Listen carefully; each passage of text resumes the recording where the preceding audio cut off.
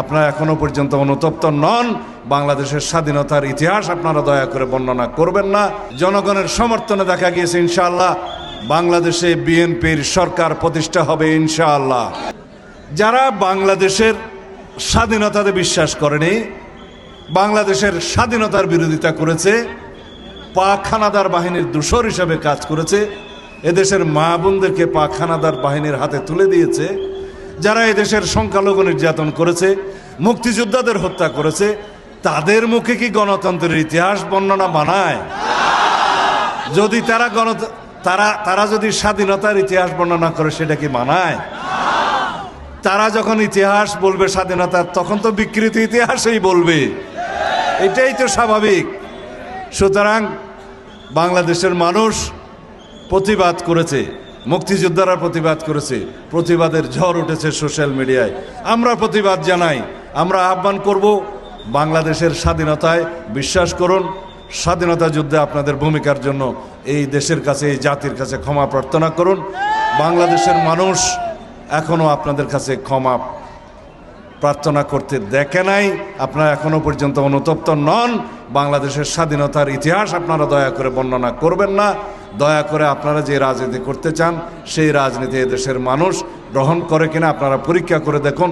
ইনশাআল্লাহ আগামী 12 তারিখ মানুষ সনদ দিয়ে দেবে এদেশের মানুষ কি চায়। বাংলাদেশের মানুষ বলছে, যেখানে আমার নেতা জনাব তারেক রহমান যাচ্ছেন, লক্ষ লক্ষ মানুষ রাস্তায়, মাঠে, ময়দানে সারা রাত ভোর রাত্র পর্যন্ত অপেক্ষা করে তাকে দেখার জন্য, দুই কথা শোনার জন্য। জনরায় তো আমরা ইনশাল্লাহ দেখেছি। আগামীতে বাংলাদেশের মানুষ মনে করে, বিভিন্ন জরিপে দেখা গিয়েছে, জনগণের সমর্থনে দেখা গিয়েছে ইনশাআল্লাহ বাংলাদেশে বিএনপির সরকার প্রতিষ্ঠা হবে ইনশাআল্লাহ। নায়াসিনামাইড ও স্যালিসাইলিক সমৃদ্ধ লিলি ফেস ওয়াশ, যা ফেসের ডেড স্কিন সেল দূর করে দেয় দ্বিগুণ ফাস্টার ব্রাইটেনিং।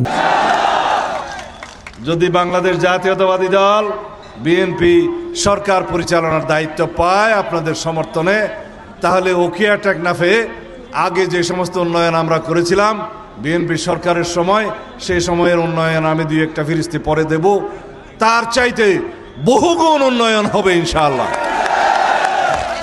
আমার শ্রদ্ধেয় বড় ভাই জনাব শাহজাহান চৌধুরী 1979 সাল থেকে এই এলাকার নির্বাচিত সংসদ সদস্য, জাতীয় সংসদের হুইপ ছিলেন। ইনশাআল্লাহ আপনারা যদি তাকে নির্বাচিত করেন দানের শীষে ভোট দিয়ে, তিনি আরো বেশি মর্যাদাবান হবেন। সুতরাং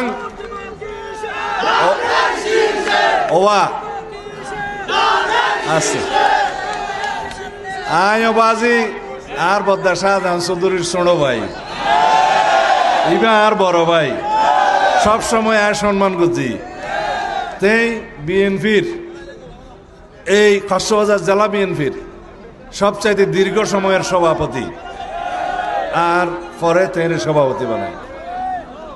তের পরিপক্ক বয়স, জনগণের দিবার বয়স। সুতরাং আল্লাহ রহমতে ইনশাআল্লাহ 12 তারিখ সারাদিন দানের শীষে ভোট দিন।